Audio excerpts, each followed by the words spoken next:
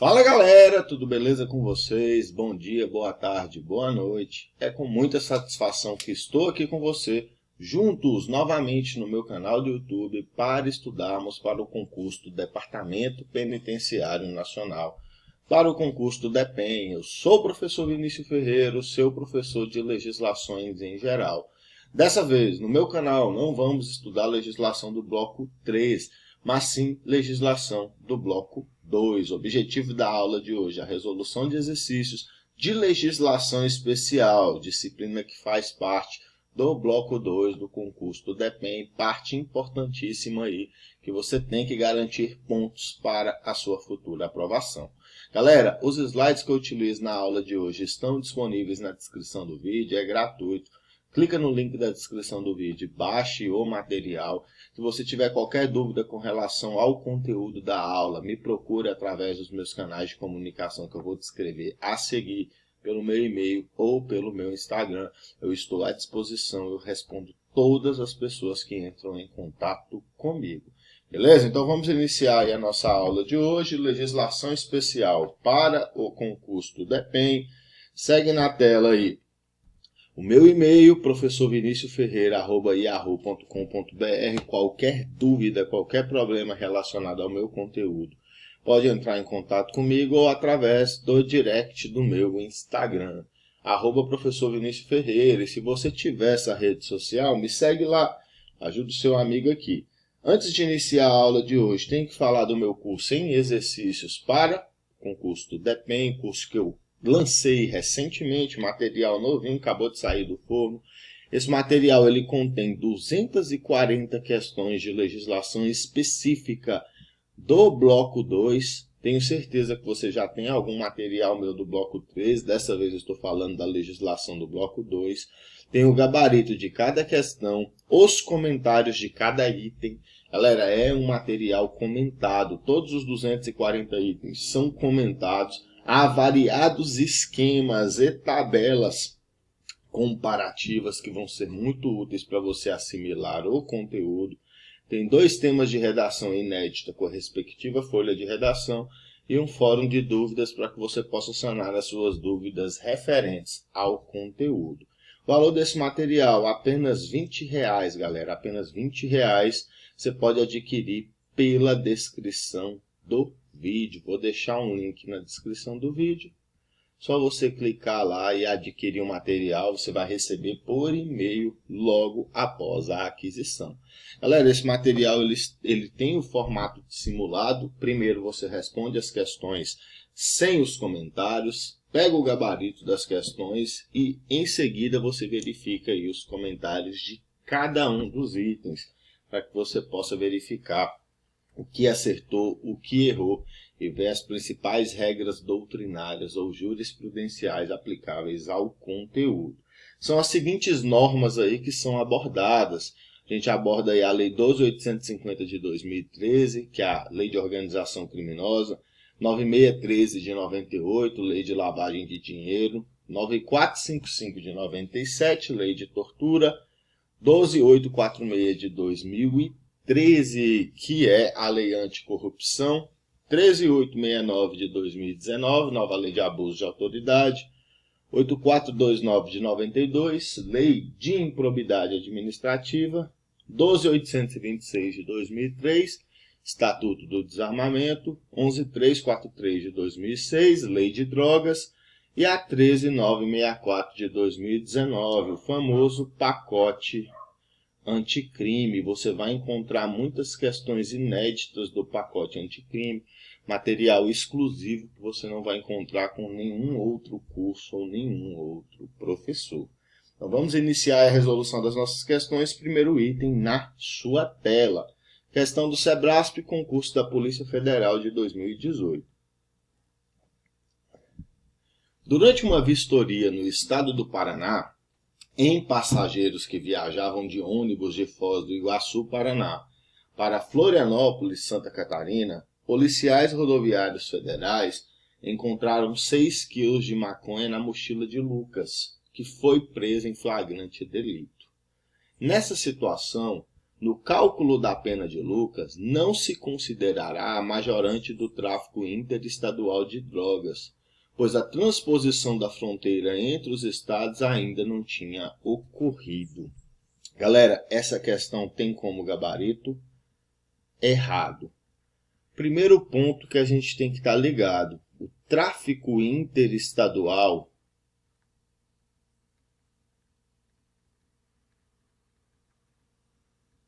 ele é causa de aumento de pena da lei de drogas. É causa de aumento de pena. Segundo ponto que a gente tem que levar em consideração: a transposição de fronteiras, ela pode ser dispensada para fins de aplicação dessa causa de aumento de pena, desde que seja comprovada a destinação interestadual da droga, desde que haja prova inequívoca que essa droga era destinada a outro estado da federação ou ao Distrito Federal. Então, essa questão está errada, e assim como no tráfico transnacional, é dispensada a efetiva transposição de fronteiras, desde que seja comprovada que a droga tinha destinação internacional ou interestadual. Beleza? Acompanhe a resolução da questão de número 1. Primeiro, é causa de aumento de pena o tráfico interestadual, artigo 40. As penas previstas nos artigos 33 a 37 desta lei. Artigo 33, a gente tem o tráfico de drogas. São aumentadas de 1/6 a 2/3 se caracterizado o tráfico entre estados da federação ou entre estes e o Distrito Federal. Agora acompanhe entendimento jurisprudencial relacionado ao tráfico transnacional, que se aplica também ao tráfico interestadual. Súmula 607 do STJ. A majorante do tráfico transnacional de drogas, e aqui se aplica ao tráfico interestadual, configura-se com a prova da destinação internacional das drogas, ainda que não consumada a transposição de fronteiras. A ideia é a mesma no tráfico interestadual, que é aquele que acontece entre os estados da federação ou entre os estados e o Distrito Federal. É necessário que seja comprovada a destinação interestadual das drogas, ainda que a transposição de fronteira entre os estados ou entre o Distrito Federal não tenha acontecido. Beleza, galera? Então, primeira questão, gabarito errado. Vamos para o segundo item, segunda questão. Questão da nova lei de abuso. Teócrito, servidor público municipal, foi condenado por abuso de autoridade nos termos da Lei nº 13.869 do ano de 2019. Lei de abuso de autoridade, tendo sido reconhecida sua reincidência em crime da mesma espécie. Assim, tem-se como efeito automático da sentença a perda do cargo público. Galera, essa questão de número 2, ela está errada. Na nova lei de abuso de autoridade, a perda do cargo não é efeito automático. A perda do cargo não é efeito automático na nova lei de abuso de autoridade. Nas normas que você tem que estudar de legislação especial do bloco 2 para o concurso do DEPEN, há o efeito automático da perda do cargo nas seguintes normas. Há o efeito automático da perda do cargo nas seguintes normas. Na lei de tortura, praticada por servidor público, a perda do cargo é automática, e na lei de organização criminosa. Nesses dois casos, a perda do cargo ela vai ser automática, é um efeito da condenação automático, se tiver participação de servidor público, de agente público. Na nova lei de abuso de autoridade, não é automático, você tem que ficar ligado com isso aí. Então vamos à resolução da questão 2. A perda do cargo, do mandato ou da função pública na nova lei de abuso de autoridade, na lei 13.869 de 2019, é um efeito da condenação. É um efeito. Ela é condicionada à ocorrência de reincidência em crime de abuso de autoridade. Então, uma condição para a perda do cargo é a reincidência específica, ou seja, é a reincidência por crime de abuso de autoridade. Ela não é automática, esse é o nosso gabarito, e ela deve ser declarada motivadamente na sentença. Necessariamente a autoridade judiciária tem que apresentar os motivos que o fez decidir pela perda do cargo do agente público. Beleza? Como esse assunto é muito importante, vamos verificar a literalidade do artigo 4º da nova lei de abuso, que diz o seguinte: são efeitos da condenação tornar certa a obrigação de indenizar o dano causado pelo crime, devendo o juiz, a requerimento do ofendido, fixar na sentença o valor mínimo para a reparação dos danos causados pela infração, considerando os prejuízos por ele sofridos. Então, o primeiro efeito da condenação, indenizar o prejuízo causado. Segundo efeito, a inabilitação para o exercício de cargo, mandato ou função pública pelo período de 1 a 5 anos. Terceiro efeito da condenação, a perda do cargo, do mandato ou da função pública. Parágrafo único diz: os efeitos previstos nos incisos 2 e 3 do caput desse artigo, então a inabilitação e a perda do cargo, são condicionados à ocorrência de reincidência em crime de abuso de autoridade e não são automáticos, devendo ser declarados motivadamente na sentença. Então, pessoal, questão 2, gabarito errado. Vamos para a questão 3. Questão do concurso da PRF de 2020, curso de formação. Se um policial rodoviário federal, com o objetivo de obter confissão de uma pessoa que tenha sido flagrada cometendo infração, praticar intencionalmente algum ato para causar sofrimento mental a essa pessoa, essa conduta poderá ser caracterizada como tortura. Pessoal, essa questão 3 ela está certa, ela apresenta alguns elementos aí que nos levam a tipificar como crime de tortura previsto na Lei 9455 de 97. A gente está falando aqui da tortura confissão. Constranger alguém mediante violência ou grave ameaça, causando-lhe sofrimento físico ou mental, com o fim de obter confissão. Então, esse policial rodoviário federal, ele poderá sim ter sua conduta caracterizada como tortura. Observe a resolução da questão 3. Constitui crime de tortura constranger alguém com emprego de violência ou grave ameaça, causando-lhe sofrimento físico ou mental, com o fim de obter informação, declaração, confissão da vítima ou de terceira pessoa, para provocar ação ou omissão de natureza criminosa e em razão de discriminação racial ou religiosa. Então, aqui em cima, tortura confissão é o gabarito da nossa questão. Submeter alguém sob sua guarda, poder ou autoridade, com emprego de violência ou grave ameaça, a intenso sofrimento físico ou mental, como forma de aplicar castigo pessoal ou medida de caráter preventivo. Submeter pessoa presa ou sujeita a medida de segurança a sofrimento físico ou mental por intermédio da prática de ato não previsto em lei ou não resultante de medida legal. Essa é a tortura sujeita à pena de reclusão de 2 a 8 anos. E aqui a gente tem a tortura omissiva, assunto que despenca em prova. Omitir-se em face de condutas de tortura quando tinha o dever de evitá-las ou apurá-las, com a pena de detenção de 1 a 4 anos. Então, galera, no caso apresentado pela questão, que tem o gabarito como certo, o policial rodoviário federal poderá sim ter a sua conduta caracterizada como tortura. Gabarito da questão 3, certo? Vamos para a questão de número 4.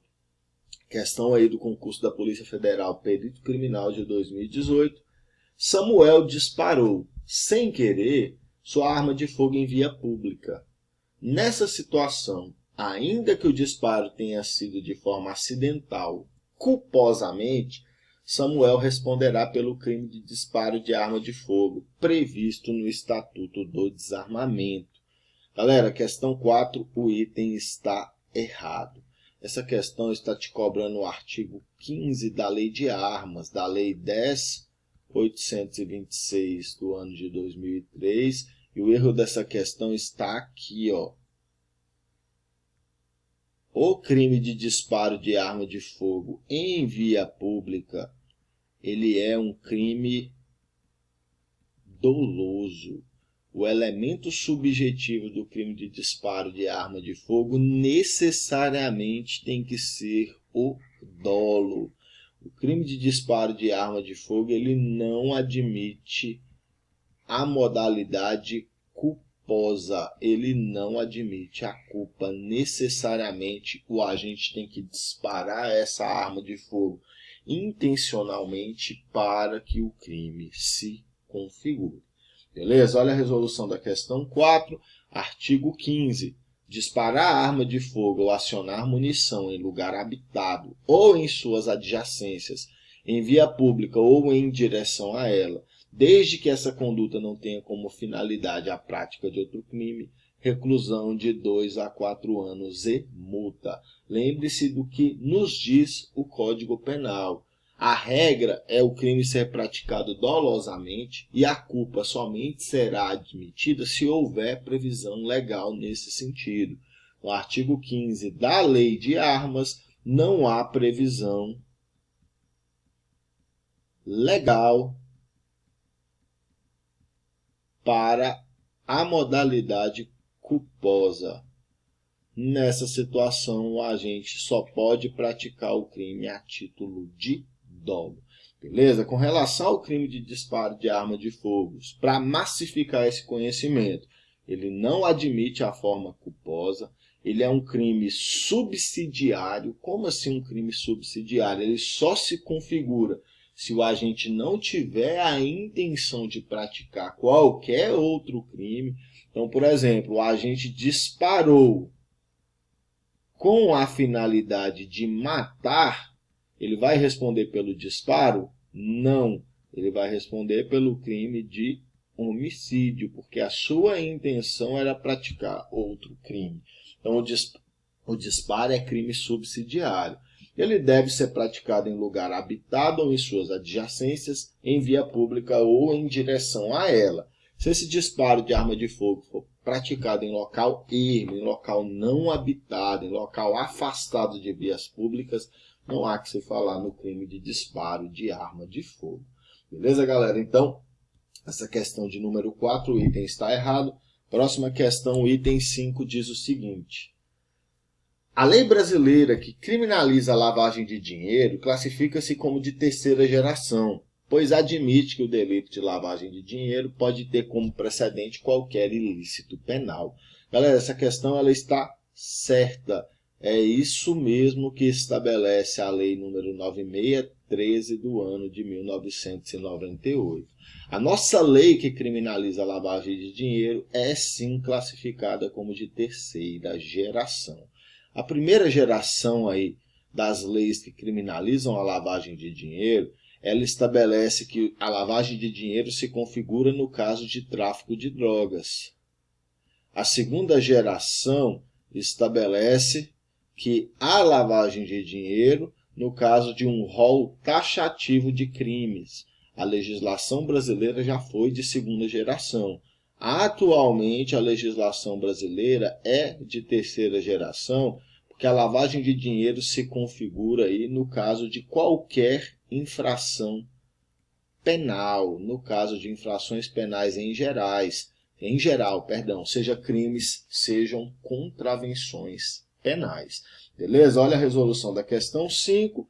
Primeira geração, como eu disse para vocês, o crime antecedente ao tráfico de drogas. Segunda geração, Os crimes antecedentes formam um rol taxativo, ou seja, a lei descreve quais são os crimes antecedentes, no caso de lavagem de dinheiro. E a terceira geração, qualquer infração penal pode ser antecedente, seja um crime, como por exemplo aí, o tráfico de drogas ou o tráfico de armas, seja uma contravenção penal, como por exemplo o jogo do bicho. Beleza? Essa terceira geração é a adotada no Brasil, é adotada pela lei de lavagem de dinheiro, pela lei 9613 do ano de 1998, conforme você vai ver no artigo 1º. Ocultar ou dissimular a natureza, origem, localização, disposição, movimentação ou propriedade de bens, direitos ou valores provenientes, direta ou indiretamente, de infração penal. Observe que a lei não especifica qual é a infração penal e também não apresenta um rol taxativo. Pena reclusão de 3 a 10 anos e multa. Beleza, pessoal? Então, questão 5, gabarito certo. A lei que criminaliza a lavagem de dinheiro é de terceira geração no Brasil. Pessoal, é importante mencionar que a lavagem de dinheiro é um crime que o Brasil se obrigou a reprimir em tratados internacionais. Beleza? Questão 6. De acordo com a lei em questão, que é a Lei 12.846 de 2013, que é a Lei Anticorrupção, são independentes as responsabilidades da pessoa jurídica e da pessoa natural, de modo que é possível a responsabilização da pessoa jurídica por ato ilícito praticado, mesmo que nenhuma pessoa natural ou seja. Galera, questão 6, o item está certo. É importante mencionar que a pessoa natural é você. Pessoa natural é a pessoa física. Podemos entender essas expressões como sinônimas.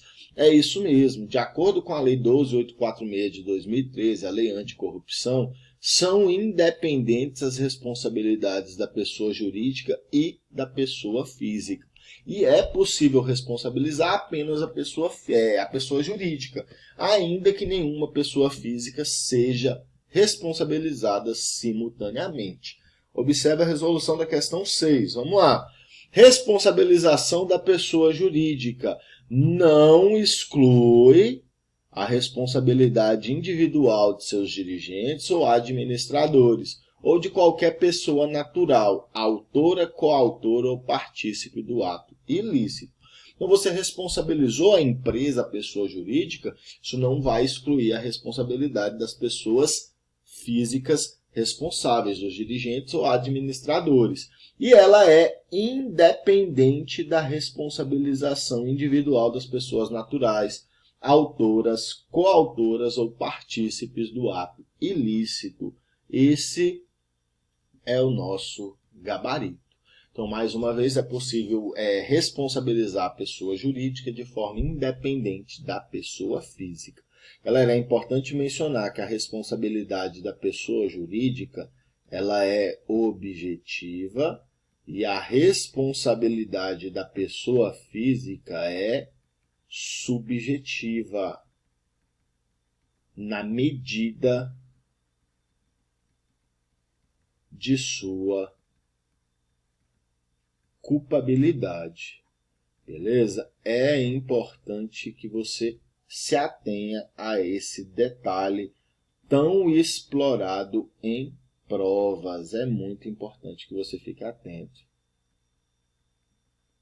Beleza, galera? Então, questão 6, gabarito certo. Vamos para a questão 7. Aí, ó, os artigos correspondentes aí. Vamos continuar a resolução da questão 6. Então, a responsabilização da pessoa jurídica não exclui a responsabilidade individual de seus dirigentes ou administradores, ou de qualquer pessoa natural, autora, coautora ou partícipe do ato ilícito. A pessoa jurídica será responsabilizada independentemente da responsabilização individual das pessoas naturais referidas no caput, que é o nosso gabarito. E o parágrafo 2º diz: os dirigentes ou administradores somente serão responsabilizados por atos ilícitos na medida de sua culpabilidade. E como eu acabei de mencionar para você, a responsabilidade da pessoa jurídica é objetiva, a responsabilidade da pessoa física é subjetiva na medida de sua culpabilidade. Professor, qual a diferença da responsabilidade objetiva para a subjetiva? A responsabilidade objetiva independe da demonstração, da comprovação de dolo ou culpa. A responsabilidade subjetiva depende da comprovação de dolo ou culpa por parte do agente. Beleza, pessoal? Questão 6, item importante da lei anticorrupção, assunto muito explorado em prova. Com essas informações você consegue acertar muitas questões sobre esse assunto. Beleza? Questão 7, próxima questão. A questão diz o seguinte: acerca do controle da administração pública e a intervenção do Estado na propriedade, julgue o item que se segue. Servidor público que dispensar indevidamente processo licitatório estará sujeito a responder por improbidade administrativa somente se a conduta tiver sido dolosa. Galera, essa questão a gente está abordando a Lei 8429 do ano de 1992, é a Lei de Improbidade Administrativa. Pessoal, uma coisa é quase certa: vai ter uma questão de lei de licitação. Vai ter, porque esse cara cobra muito a lei de licitação na sua prova, em provas relacionadas à carreira policial. Com relação aos atos de improbidade administrativa, é importante mencionar que nem todos eles admitem a modalidade culposa. Nem todos eles admitem a modalidade culposa.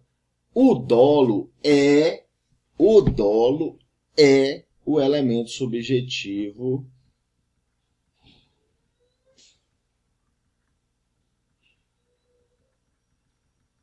que é a regra geral. A culpa, ela é a exceção.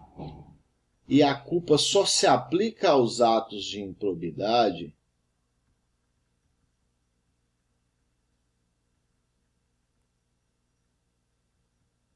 que causam lesão ao erário.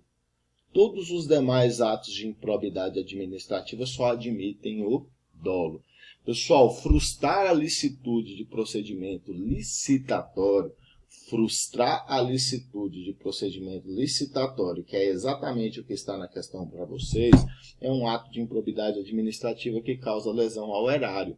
Nessa situação, a gente pode responder pelo crime de forma dolosa ou culposa. Então, o gabarito da questão 7 é errado.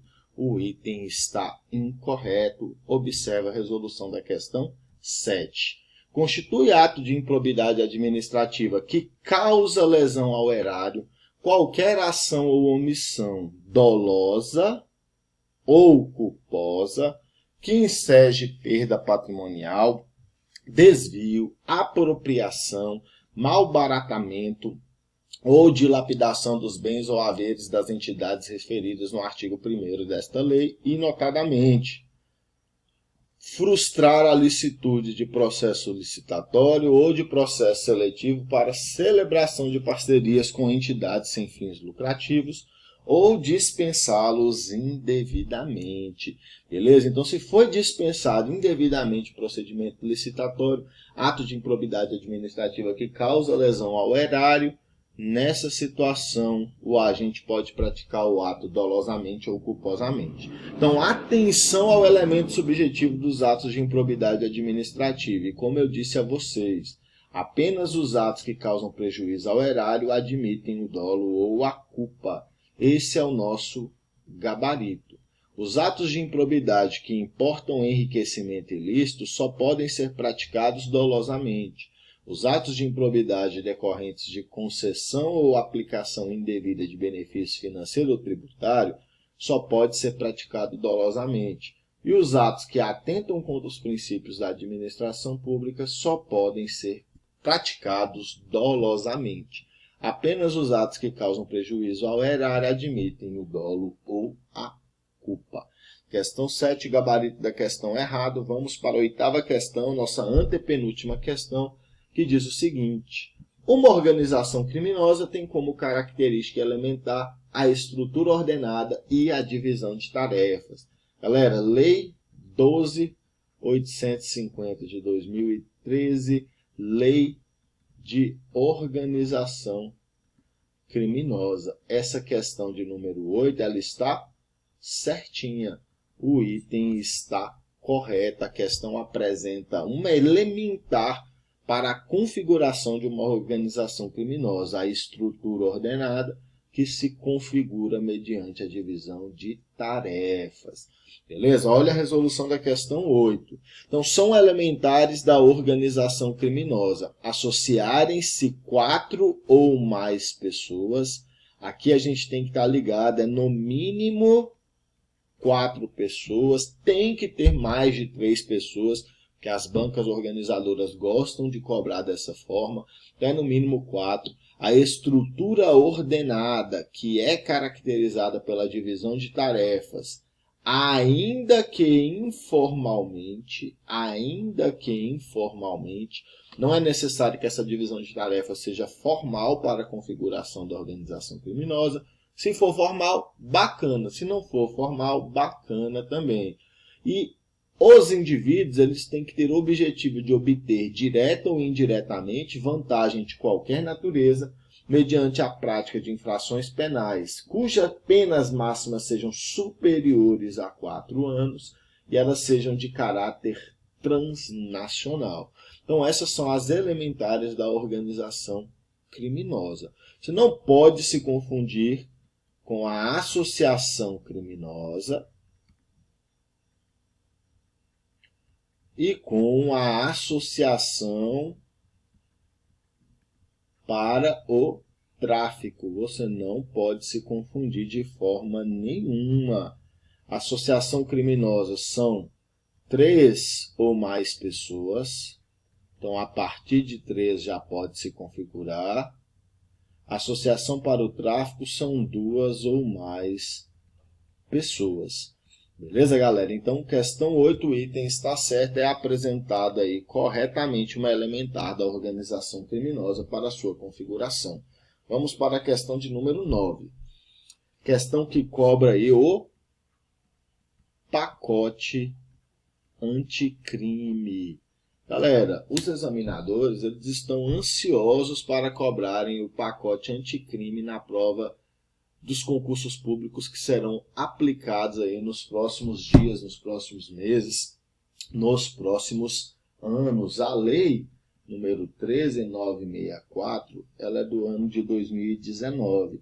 Nos 2 últimos anos, 2020 e 2021, a gente quase não teve concurso por conta da pandemia. Os caras estão ansiosos para colocarem questões dessa norma na sua prova. Você não vai encontrar questões de concursos anteriores, por isso que eu preparei uma série de questões inéditas para vocês. Então vamos ver aí uma regra que foi disposta pelo pacote anticrime.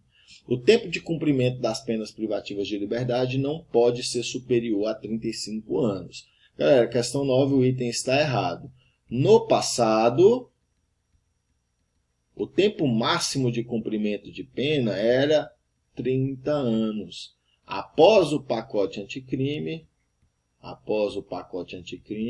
esse tempo de cumprimento de pena ele foi modificado. Agora, o tempo máximo é 40 anos. Gabarito da questão errado. Observe a resolução da questão 9. O artigo 75 do Código Penal passou a ter a seguinte redação: o tempo de cumprimento das penas privativas de liberdade não pode ser superior a 40 anos. Não pode ser superior. Vamos para a questão de número 10, nossa última questão da aula de hoje, que diz o seguinte: após receber o auto de prisão em flagrante, no prazo máximo de até 48 horas após a realização da prisão, o juiz deverá promover a audiência de custódia com a presença do acusado, seu advogado constituído ou membro da Defensoria Pública e o membro do Ministério Público.